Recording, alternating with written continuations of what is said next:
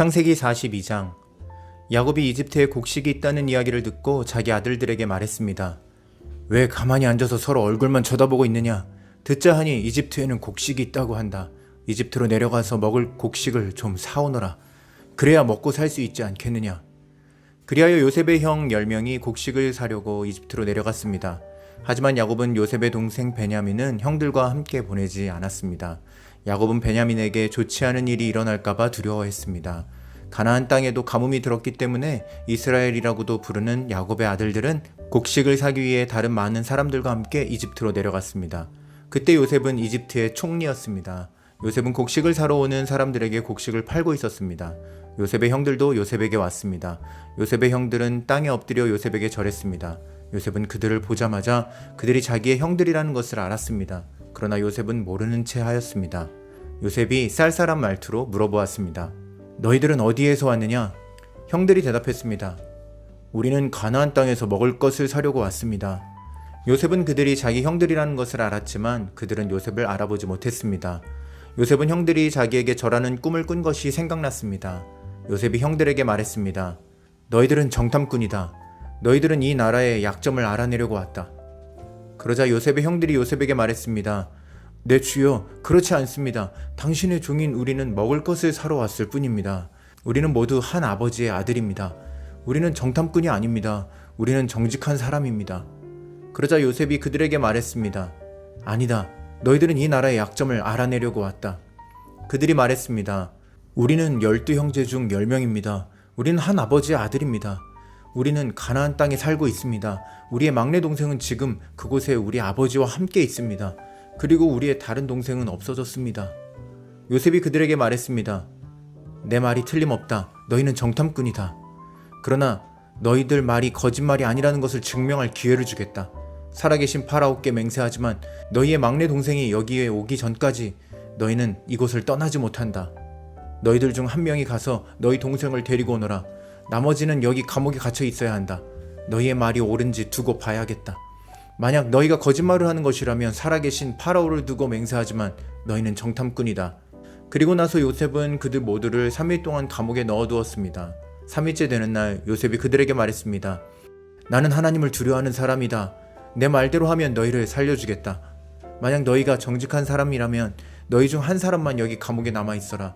그리고 나머지 사람들은 곡식을 가지고 돌아가서 너희의 굶주린 식구들에게 먹을 것을 주어라. 그리고 나서 너희의 막내 동생을 데리고 오너라. 만약 그렇게 하면 너희의 말이 진실인 줄 알고 너희를 살려주겠다. 그들은 요셉의 말대로 하기로 했습니다. 그들이 자기들끼리 말했습니다. 우리가 동생에게 한 일 때문에 이런 벌을 받는가 보다. 우리는 동생이 고통을 당하면서 우리에게 살려달라고 애원하는 것을 보면서도 동생의 말을 듣지 않았다. 그래서 우리가 지금 이런 고통을 당하는 것이다.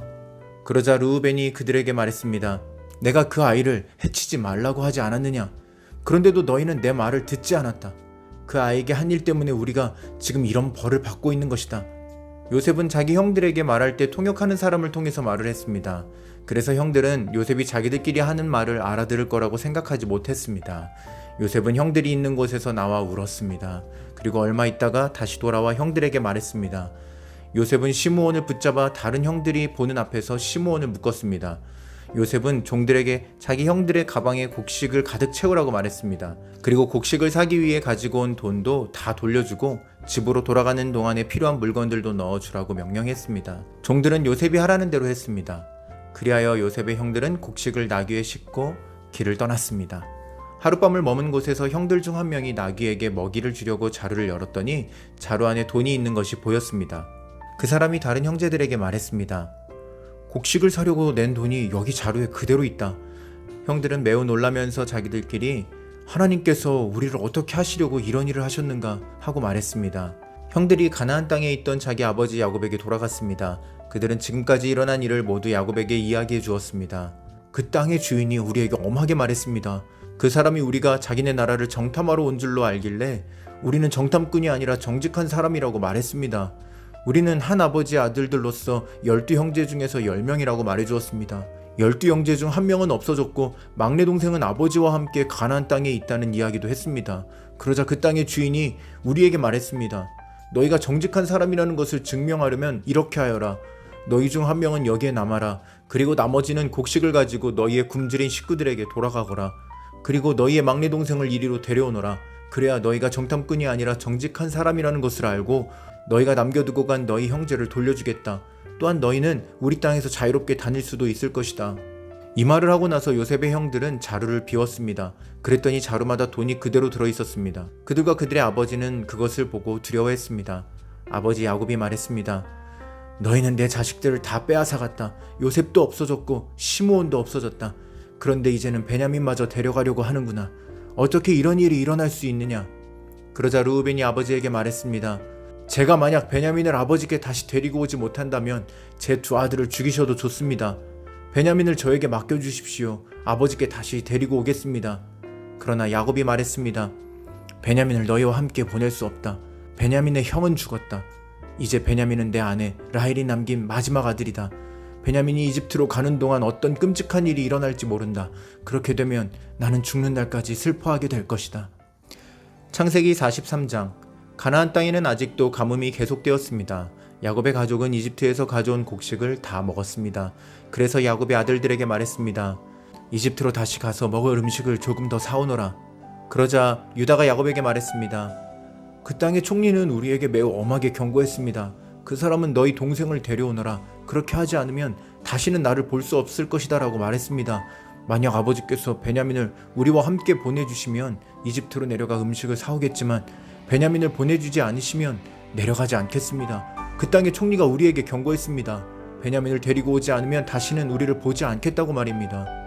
이스라엘이라고도 부르는 야곱이 말했습니다. 왜 그 사람에게 다른 동생이 있다고 말했느냐?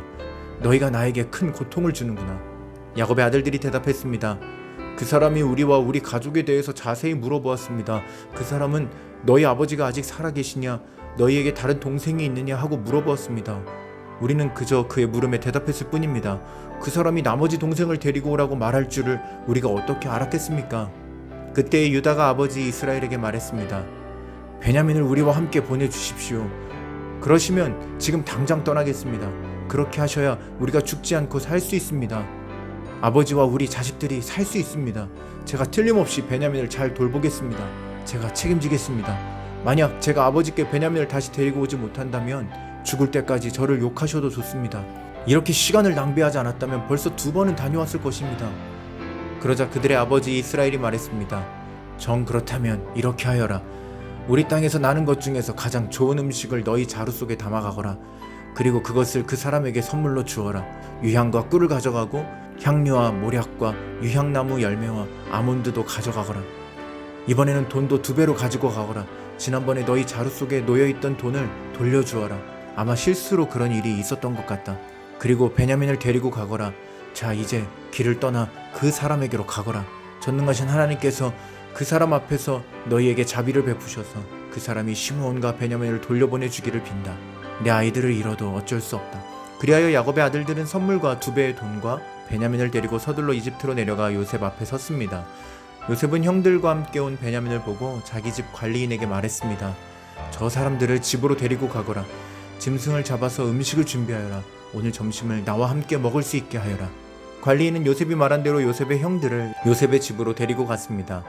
요셉의 형들은 요셉의 집으로 가게 되어 두려웠습니다. 그들은 이렇게 생각했습니다. 처음 이곳에 왔을 때 우리 자루 속에 들어있던 돈 때문에 이리로 끌려왔나 보다. 저 사람은 우리를 쳐서 우리를 노예로 만들고 우리 나귀를 빼앗으려 하는구나. 그래서 요셉의 형들은 요셉의 관리인에게 가서 그 집 문에서 말했습니다. 나의 주여, 우리는 전에 이곳에 음식을 사러 온 적이 있습니다. 음식을 사가지고 집으로 돌아가다가 하룻밤을 묵은 곳에서 자루를 풀어보니 돈이 자루 속에 그대로 들어있었습니다. 우리는 그 돈을 돌려드리려고 이렇게 그대로 가지고 왔습니다. 그리고 음식을 살 돈도 따로 가지고 왔습니다. 우리 자루 속에 돈을 넣은 사람이 누구인지 우리는 모르겠습니다. 그러자 관리인이 대답했습니다. 괜찮습니다. 두려워하지 마십시오. 당신들 아버지 하나님이 되시며 당신들의 하나님이 되시는 분께서 그 돈을 자루 속에 넣어주셨을 것입니다. 나는 당신들이 지난번에 낸 곡식값을 받았습니다. 그리고 나서 관리인은 그들에게 시므온을 데려다 주었습니다. 관리인은 요셉의 형들을 요셉의 집으로 데리고 갔습니다. 관리인이 그들에게 물을 주자 그들은 발을 씻었습니다. 관리인은 그들의 나귀들에게 먹을 것을 주었습니다.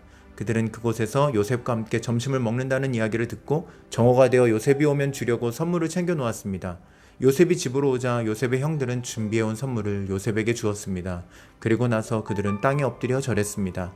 요셉은 그들에게 잘 있었느냐고 묻고 또 당신들이 말했던 늙으신 아버지는 안녕하시오? 그분이 아직도 살아계시오? 하고 물어보았습니다. 요셉의 형들이 대답했습니다. 당신의 종인 우리 아버지는 안녕하십니다. 그분은 아직 살아계십니다. 대답을 마친 후에 그들은 요셉 앞에서 머리를 숙여 다시 절했습니다. 그때 요셉은 자기와 어머니가 같은 친동생 베냐민을 보고 이 사람이 당신들이 말했던 그 막내 동생이요? 라고 물었습니다. 그리고 나서 요셉이 베냐민에게 말했습니다. 얘야, 하나님께서 너에게 은혜를 베푸시기를 바란다. 그 말을 마치고 요셉은 서둘러 자리를 떠났습니다. 요셉은 자기 동생 베냐민을 보니 눈물을 참을 수가 없었습니다. 그래서 요셉은 자기 방으로 가서 울었습니다. 요셉은 울음을 그친 후에 얼굴을 씻고 밖으로 나왔습니다. 요셉은 자기 마음을 달래면서 음식을 내와라 하고 말했습니다. 그러자 사람들이 요셉의 상을 따로 차리고 요셉의 형들의 상도 따로 차렸습니다. 그리고 요셉과 함께 음식을 먹는 이집트 사람들의 상도 따로 차렸습니다. 이집트 사람들은 히브리 사람을 싫어해서 그들과 함께 밥을 먹는 법이 없었기 때문입니다. 요셉의 형들은 요셉 앞에 앉았는데 맏형부터 막내 동생까지 자리가 나이 순서대로 정해져 있었습니다. 그들은 놀라서 서로 얼굴을 쳐다보았습니다. 요셉은 자기 상에 놓인 음식을 형들의 상에 가져다 주게 했는데 베냐민에게는 다른 사람들보다 5배나 더 주었습니다. 요셉의 형들은 요셉과 함께 먹고 마시며 즐거워했습니다.